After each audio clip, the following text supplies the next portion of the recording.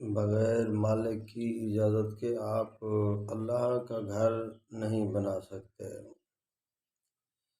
ایک مرتبہ حضرت عمر رضی اللہ تعالی عنہ نے حضرت عباس رضی اللہ تعالی عنہ سے کہا کہ گرمی بہت زیادہ ہے اور مسجد کی جگہ تنگ ہو چکی ہے، تو لہٰذا آپ کا گھر مسجد کے قریب ہے، آپ یہ گھر مسجد کے اندر دے دیں۔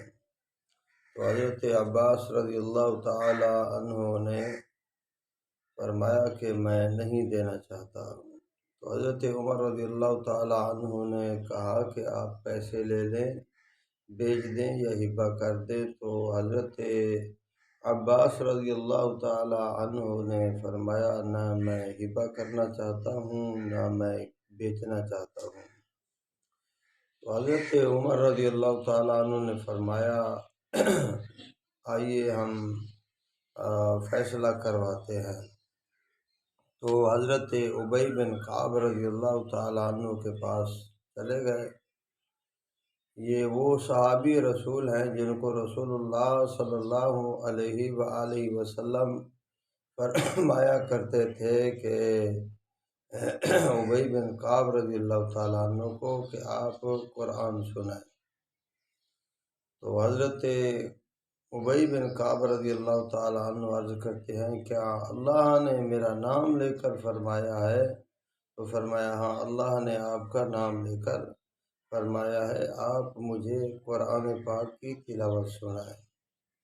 تو حضرت ابی بن کعب رضی اللہ تعالیٰ عنہ کے پاس جاتے ہیں۔ تو حضرت ابی بن کعب رضی اللہ تعالیٰ عنہ حضرت عمر رضی اللہ تعالیٰ عنہ کو فرماتے ہیں کہ آپ مالک کی اجازت کے بغیر اللہ کا گھر نہیں بنا سکتے۔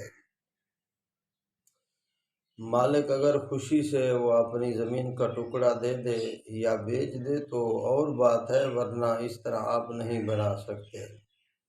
تو حضرت عمر رضی اللہ تعالیٰ عنہ نے حضرت کعب رضی اللہ تعالیٰ عنہ سے کہا کہ آپ یہ فیصلہ کیسے کر رہے ہیں، قرآن سے سنت سے؟ تو حضرت کعب رضی اللہ تعالیٰ عنہ نے فرمایا کہ میں یہ سنت کے مطابق فیصلہ کر رہا ہوں۔ تو انہوں نے حضرت کعب رضی اللہ تعالیٰ عنہ نے فرمایا کہ ایک مرتبہ حضرت سلیمان علیہ السلام اللہ کا گھر بنا رہے تھے۔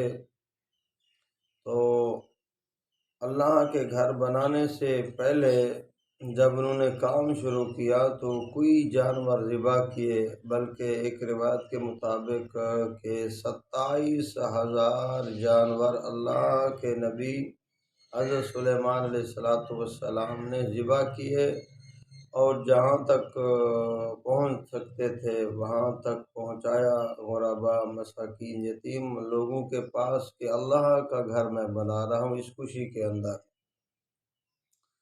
27,000 جانور اللہ کے گھر بنانے کی خوشی میں حضرت سلیمان علیہ السلام نے ذبح کیے۔ تو انہوں نے جس جگہ پر حضرت سلیمان علیہ السلام اللہ کا گھر بنا رہے تھے تو اس مالک کو پیسے تو دیے، لیکن وہ مالک اندر اندر سے خوش نہیں تھا اور کہہ بھی نہیں سکا۔ اللہ کے نبی کو کہہ دیتا، لیکن اندر اندر سے خوش نہیں تھا کہ میری زمین زیادہ قیمت کی ہے۔ تو حضرت سلیمان علیہ السلام نے اللہ کے گھر کی تعمیر شروع کی۔ تو گھر بنایا، تعمیر شروع ہوئی تو رات کو وہ دیواریں گر گئیں، پھر دوسرے دن بنایا تو دیواریں گر گئی، تیسرے دن بنایا تو دیواریں گر گئیں۔